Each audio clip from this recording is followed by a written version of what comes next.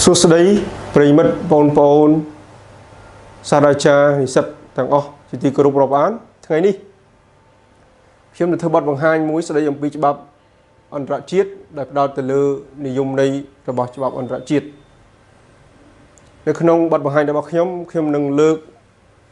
យកនៅ3ចំណុចជាសំខាន់ទី1គឺនិយាយអំពីនិយមន័យទី2គឺមានការកត់សម្គាល់មួយចំនួនហើយទី3គឺខ្ញុំនឹងបង្ហាញជូននៅឯកសារដែលអ្នកស្រាវជ្រាវអាចពិនិត្យមើលហើយសិក្សាបន្ថែមទៀតដើម្បីឲ្យយល់នៅខ្លឹមសារនៃបទបង្ហាញនេះឲ្យកាន់តែស៊ីជម្រៅនិយមន័យនេះគឺដកស្រង់ចេញពីសៀវភៅរបស់ Ake Hux Modern Introduction to International Law ក្នុងឆ្នាំ1997ហើយនៅក្នុងសៀវភៅហ្នឹងគាត់បានផ្ដល់និយមន័យច្បាប់អន្តរជាតិថាជា law governing the relations between states among each other ភាសាខ្មែរខ្ញុំបកជូនថា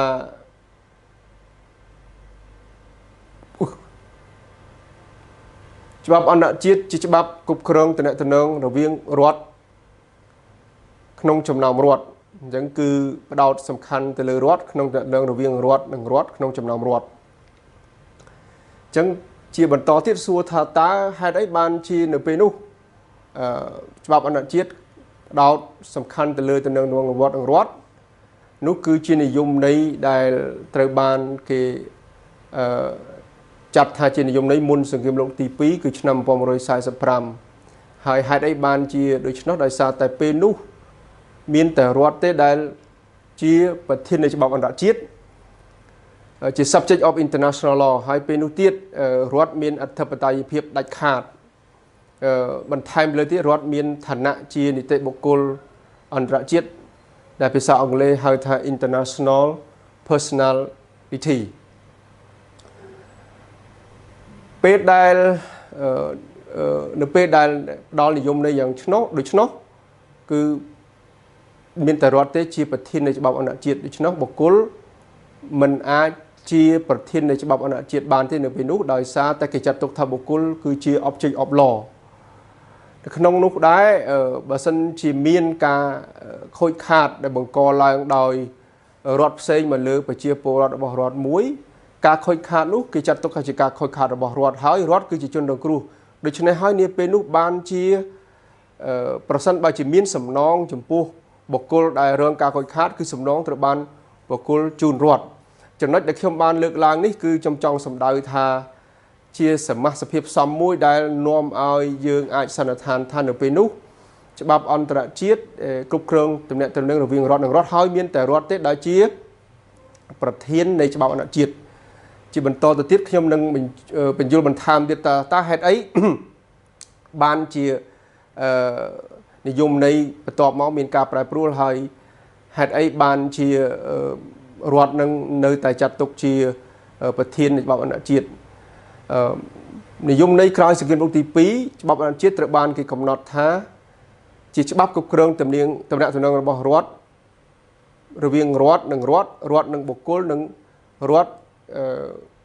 ជាមួយនឹងអង្គការអន្តរជាតិកន្លែងនេះខ្ញុំបានគូបន្តពីក្រោមដើម្បីបង្ហាញថាប្រធាននៃច្បាប់អន្តរជាតិមានការពង្រីកបន្ថែមទៀតបើយោងទៅតាមនិយមន័យដែលត្រូវបានកំណត់ក្រោយសង្គ្រាមលោកទី2ហេតុអីបានជានិយមន័យក្រោយសង្គ្រាមលោកទី2បានរាប់បញ្ចូលអង្គការអន្តរជាតិនិងបុគ្គលជាប្រធាននៃច្បាប់អន្តរជាតិដោយសារតែក្រោយសង្គ្រាមលោកទី2នោះមានការកកើតនៅអង្គការអន្តរជាតិជាច្រើននិងអង្គការទាំងនោះបានដើរតួនាទីយ៉ាងសំខាន់ក្នុងទំនាក់ទំនងអន្តរជាតិបន្ថែមពីនេះ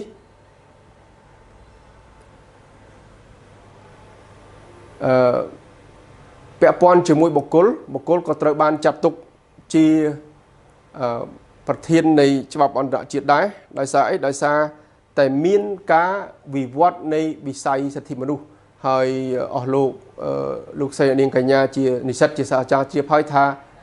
គោលបំណងរបស់ច្បាប់សិទ្ធិមនុស្ស គឺដើម្បីការពារសិទ្ធិសេរីភាពនិងសេចក្តីថ្លៃថ្នូររបស់បុគ្គលអញ្ចឹងសេចក្តីថ្លៃថ្នូរនិងសិទ្ធិសេរីភាពត្រូវបានផ្ដល់និងលើកតម្កើងហើយទំនាក់ទំនងអន្តរជាតិដែលពាក់ព័ន្ធនឹងបុគ្គលត្រូវបានចែងឡើងក្នុងសន្ធិសញ្ញាអន្តរជាតិច្រើនដូចជាសន្ធិសញ្ញាសិទ្ធិមនុស្សអញ្ចឹងហើយផ្អែកទៅលើមូលដ្ឋាននេះបានគេចាត់ទុកថាបុគ្គលគឺជាប្រធាននៃច្បាប់អន្តរជាតិនេះគឺជាបទបង្ហាញសង្ខេបហើយខ្ញុំនឹងមានបទបង្ហាញជាបន្តទៅទៀតដែលនឹងនិយាយអំពីថាតើប្រធាននៃច្បាប់អន្តរជាតិហ្នឹងវាមានចរិតលក្ខណៈហើយមានសិទ្ធិនិងកាតព្វកិច្ចអ្វីខ្លះខ្ញុំនឹងបង្ហាញជូននៅក្នុងបទបង្ហាញលើកក្រោយហើយនេះគឺជាឯកសារ3សំខាន់ដែលនឹងបង្ហាញជូនអស់លោកស្រីអ្នកនាងកញ្ញាជាសិស្សនិស្សិតឲ្យបានស្វែងយល់ឲ្យស៊ីជម្រៅបន្ថែមអំពីនិយមនៃច្បាប់អន្តរជាតិហើយនឹងអំពីអ្វីទៅជាប្រធាននៃច្បាប់អន្តរជាតិផងដែរបាទអញ្ចឹងខ្ញុំសូមអរគុណហើយសូមជួបគ្នានៅវគ្គក្រោយទៀតបាទសូមអរគុណ